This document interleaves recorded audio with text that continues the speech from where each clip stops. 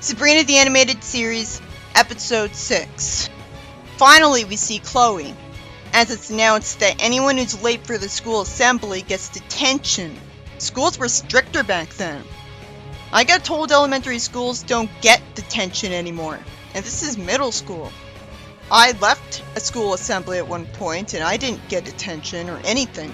I'm disappointed that Chloe has the same voice actress who voices the girl from Rugrats and Dulcie, because it doesn't seem fair to her that just because of her design, she doesn't get a normal girl's average everyday voice like I expected. And instead I think she sounds stereotypical, while Harvey and Sabrina have normal people voices. Sabrina's shown student photos at an assembly too boring for what the woman said to really sink in for me on the first watch. She's talking about the Student of the Year nomination idea. So why did she have to have an entire assembly about this? Couldn't she just make an announcement? After all, that's one sentence. Sabrina just has to be written to shout no for no apparent reason to embarrass herself. Then she has a blatant line. She eventually explains to Chloe that it's a tradition in her family for the women on her mom's side to be Student of the Year. It's so polite of Harvey to not make fun of or lampshade her obvious verbal slip-up about mortal side of the family. She was upset because she thinks every student is expecting her to be Student of the Year. The story wastes time with Sabrina imagining that her family's wearing paper bags on their heads, talking as if they're ashamed of her for not being Student of the Year, when they'd be more subtle than that. I lose interest as soon as Jem starts talking. Sabrina's worried that she won't get the Student of the Year victory party because Jem's using her money to try to win. And another imagined spot that wastes her time. These are always padding. Quigley hands his family an omelet with liver, so Hilda and Sabrina don't appreciate it. And Hilda gets worried when Sabrina's sad enough that she eats it. Sabrina talks about the Student of the Year award. Sabrina's family don't help at all by clearly acting like they assume she'll win. How are they such bad parents? Even Salem was more sensitive than them. He knew what she was worried about, which Quigley should have expected because she said, "What if?" He says he's not an insensitive clod like them. Salem tempts her to use magic to win, and I'm glad she refuses. Quigley congratulates her for refusing to. Sabrina assumes she'll lose because she's getting a zit. I have to assume the reason she doesn't zap it away is she just said magic is cheating. I don't know why she wouldn't win Student of the Year just because of one zit. Realistically speaking, zits would be normal. Somehow, Hilda assumes an evil witch they knew is responsible for a zit, even though they didn't see her. And what took her so long to do this then? Even Zelda assumes this.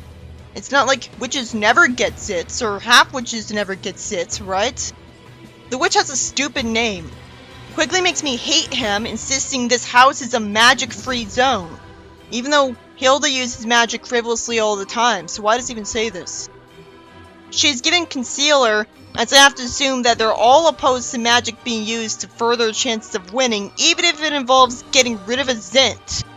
And Jem wastes her time, motivating Sabrina into telling Salem that she plans to use magic, because Jem's already cheating with her wealth.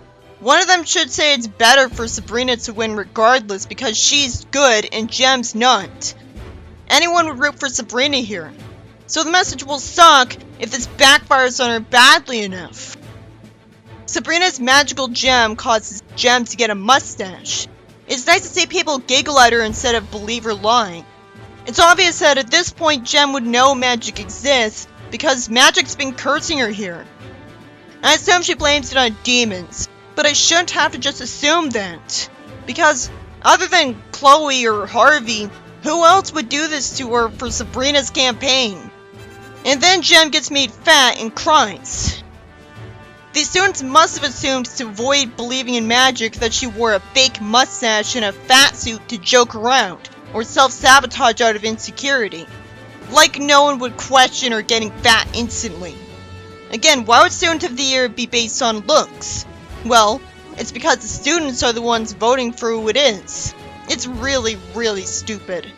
Why would the faculty think the students can be trusted to properly choose Student of the Year, when the fact is students tend to be bullies to anyone who's different? Only the faculty should get to vote on that, because they're the only ones who would care about the students' grades, and hopefully be mature enough to care about just what personality they have. Sabrina feels bad for Jem because she's crying and says she never felt so bad. It's in character for Sabrina, who's supposed to be an overly compassionate, all-loving hero. But we should see an actually relatable person's response to this. Because as it stands, it seems like we're expected to side with Jem, and that's insulting. It's not how you teach the message. I'm glad Sabrina still wins. She gets to call her mom, who's shown in front of her pyramid, and she wishes she could hug her and says she loves her. She says she loves her back, and everyone in the audience cheers for her. I'm just waiting for the moments where, of course, she says she can't accept the award. Compassion is self-destructive, apparently. She says being Student of the Year is about being the best you can be, and she says she enjoyed making someone else feel bad and tried to cheat. I can't stand seeing this because of how stupid she's being. Sadly, the woman plans to give the award to Jem anyways. What bad writing. Why would Jem be the runner-up when she was being humiliated by Sabrina, causing her to lose her good looks? How did Sabrina win if the logic for why Jem won is people still voted for her because of what she did with her money? Nothing happened to motivate people to vote for Sabrina. She just wanted to have a yank the dog's chain moment. Sabrina's approached by her smiling family, and a crystal ball shows her her mother, saying that she's proud of her for owning up to what she did, and that she loves her. I love her being self-destructive. But if she disappointed everyone by refusing the award for Jem's sake, how is that doing the right thing? How is that commendable? Isn't it kind of a shame on the whole school that they have Jem for Student of the Year? If she wanted to punish herself, she should have done something else. Quigley says her family loves and respects her, but then says she's grounded for a month for cheating with magic, even though Jem cheated first and would have been guaranteed to win if she didn't. So anyone reasonable would have wanted Sabrina to win while we're at it. I wish Quigley wasn't in the show. I know he's justified here, but you'd think he would side with Jem. The story ends with everyone in the audience leaving because Jem's complimenting herself. I feel like that's unrealistic because they'd think they aren't even allowed to leave the assembly. I wasn't even allowed to leave an assembly where all that happened was the students were encouraged to do a dance near a guy in a chicken suit. This needed to end with Jem being sad and regretting what she did because of this. But with no actual karma against her, the show is just oppressively bleak and seems to only punish Sabrina for doing the right thing. As if that'll encourage kids to imitate her. Sure, magic is cheating, but there's no equivalent to magic to cheat in real life other than money. And since Jem wins because of her money, the message is botched because Jem gets rewarded and somehow doesn't care that the audience is abandoning her, so that doesn't work as karma, which she should always get. It's unbalanced in Jem's favor to make her a karma Houdini.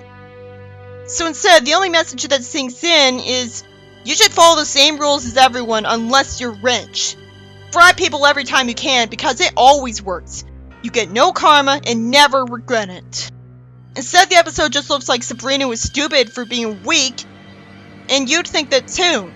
And obviously it wasn't okay to have her grounded when her giving up the award out of guilt and feeling bad for Jem was a punishment already. So basically, Quigley grounds her for doing the right thing. Way to raise her, idiot!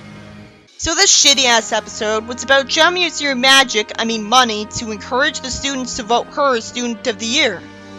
And winning in the end because Sabrina grabbed the idiot ball and refused to accept the award because boo-hoo, she made Jem cry.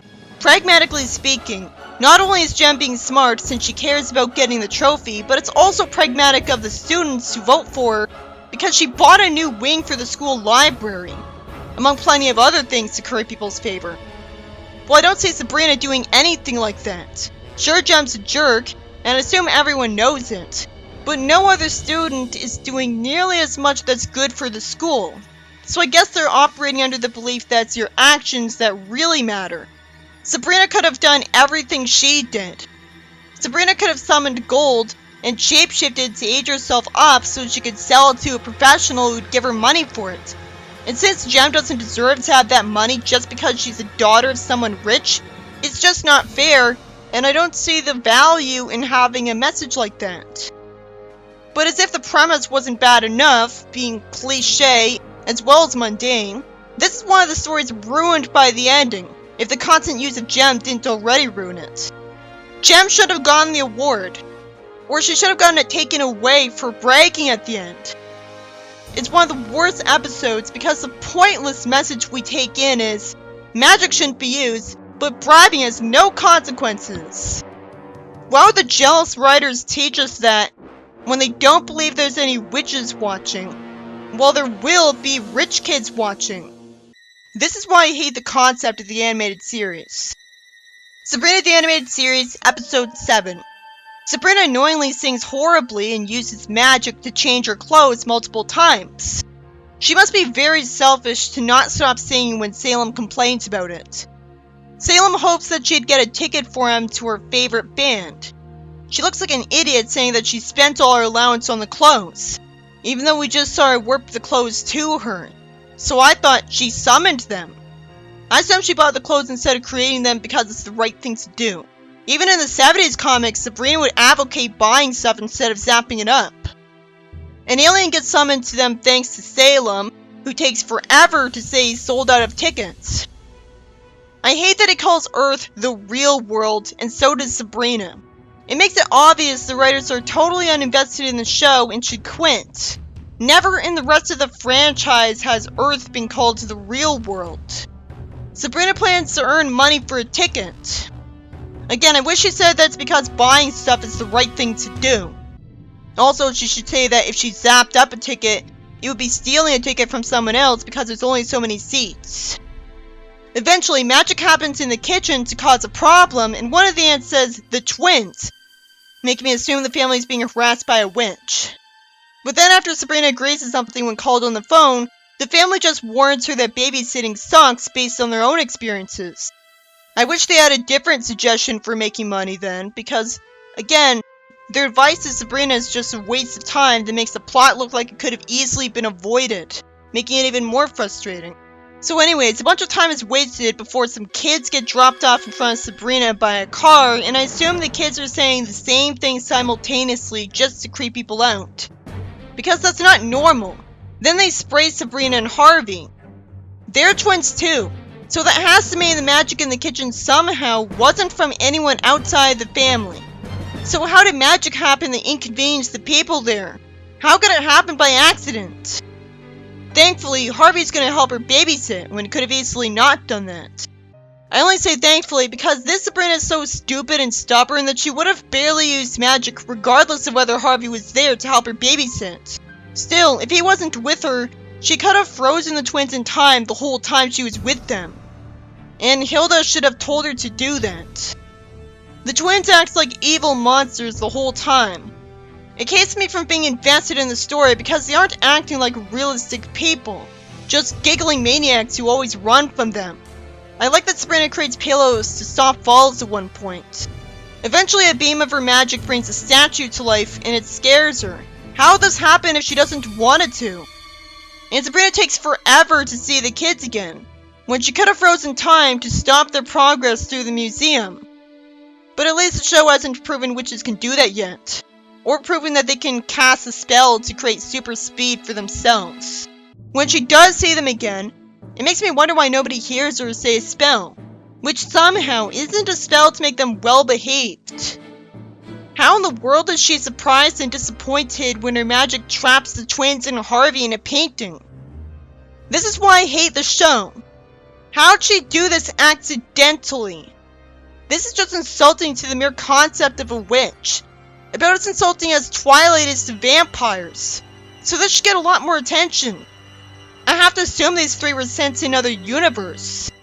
And I also have to assume that the reason she's able to see them in the painting is that it's another part of the spell. She could have at least explained the former. How does she not immediately think to warp them back to her? I don't know why people say she was a complete idiot in Sabrina's Secret Life, as if she wasn't always that way. Like she got stupider. I don't know how they notice a difference if they talked as if she wasn't always impossibly stupid since the second episode. Because other than instantly thinking to manipulate or lie to people when it benefit her, which only comes off as plot convenience, she never had any intelligence to begin with. When she gets in the painting, the accents of the people talking to her make it impossible for me to understand most of what they're saying. It doesn't help that my keyboard's very loud. It's too bad Harvey never says he assumes he's dreaming all of this, when it has to be that it's Sabrina's fault since all of the supernatural stuff in his life happens because of his association with her. It seems like the majority of this episode is worthless padding. What's the point of us seeing a museum tour guide see people run around in the painting just assume he's hallucinating from stress? It's a joke, but the show's attempts at humor usually fail when all of its plots take the series way too seriously. If they're willing to do this joke, they have no excuse for not having Sabrina use a lot more magic. Sabrina wastes her time talking to a giant who does nothing but cry. At least this time I can assume this is based on a painting. I don't understand how the twins stay in a good mood the whole time they're in the paintings instead of being scared that they'll never get out. They come off as insane. I assume they think they're dreaming right away. Sabrina eventually lampshades that she thinks she knows better than everybody. Why doesn't she stop making unacceptable mistakes then? I hate that she's embarrassing herself by talking to herself in front of people for a while. At least I can see the point of her going through all of these painting worlds. It's meant to be visually interesting. But I still know scenes that could be cut out just fine when I see them. Eventually we see her go to the twins and threaten them. She clearly warps when she goes into the painting. Why didn't she warp to them a lot earlier? Why doesn't Harvey question her suddenly having a pink rope? The fact that it's pink instantly makes it clear it's not a normal rope she could just get from a store. She lassos the twins, and Harvey tries to warn her, and she keeps telling him not now. Then she ends up realizing they're in danger, and they fall off a cliff into a river. It's annoying that Harvey tells her to remind him never to speak to her again. She casts a spell out loud, and they get sent out of the painting. And there's obviously water on the floor around them in the museum, so there's no way she could convince them this was a dream. Ideally, they'd all still think they're dreaming. The twins should be witches like I always assumed. Sabrina sees the statues and uses magic to return them to their pedestals. And somehow they look different than they used to be, and somehow she thinks no one would notice. And Harvey says outside the museum that she told him they were always in a virtual reality exhibit that made them feel like they were really in a painting. The kids tell their mom what happened, and she just says, "You two and your wild imaginations." So sadly, they aren't witches. They're just literally insane because they're totally cool with what happened, and they never ask how in the world they went through all of that. They should have been witches, no matter how unlikely that would have been, because then it would make sense that they'd go into the paintings, because they do it for fun. There's horrible writing again, and Sabrina says she forgot to get her babysitting money, and wastes a bunch of time angsting. What's the point of her angsting, if she's never gonna change? Which means she's not gonna be an appealing protagonist. The mother of the kids realistically shows up at her house and gives her pay, is thankful that Sabrina made her kids art lovers, and she gives her some tickets to the exact band she wanted to see. Which has to be because they're the only concert in town, or she told her off screen that she wanted to see the band. I figured that the first time she ever saw her was when she drove up to her in that car. And there's more horrible writing because Sabrina and Harvey sleep through the concert. The story should have ended with a member of Sabrina's family rewinding time for her or something, so that she could experience the concert. How did Sabrina and Harvey sleep through the concert when their babysitting job didn't take place during the night? I know they'd be tired from all the running they did, but that doesn't explain it. I mean, they had quite a long while to do some resting where they weren't running before this point. It's not like students are stuck sleeping for the length of time a concert takes after every gym class. This was a horrible episode, and that was immediately obvious once you found out it was a babysitting episode. Obviously, a witch stuck babysitting mortals would just magically freeze them in time or make them well behaved. But instead, Sabrina somehow wasted Harvey's time having him with her. At least she still got to use magic a little, but there's no way she'd trap them in a universe where they're on a planet just like a bunch of paintings by accident. And there's no way she wouldn't instantly warp them out of there, because visualizing them wouldn't be hard. And she already proved she knew she could warp them by doing the previous thing. And since she could always turn to a member of her family or Spooky for help with magic, the excuse that she's a novice witch never holds any water. Most of the episode clearly could have been cut out of the story and still had the same plot just fine. Most of it was just Sabrina going through a world of various different paintings. What sucked is there was no explanation for its existence. Even if it is easy to assume she warped to another world created by a witch, it was just boring when they were running through the museum. The twins came off as insane because they did nothing but run away from the babysitters laughing and somehow never tried to figure out how they got into the painting and made them look insane.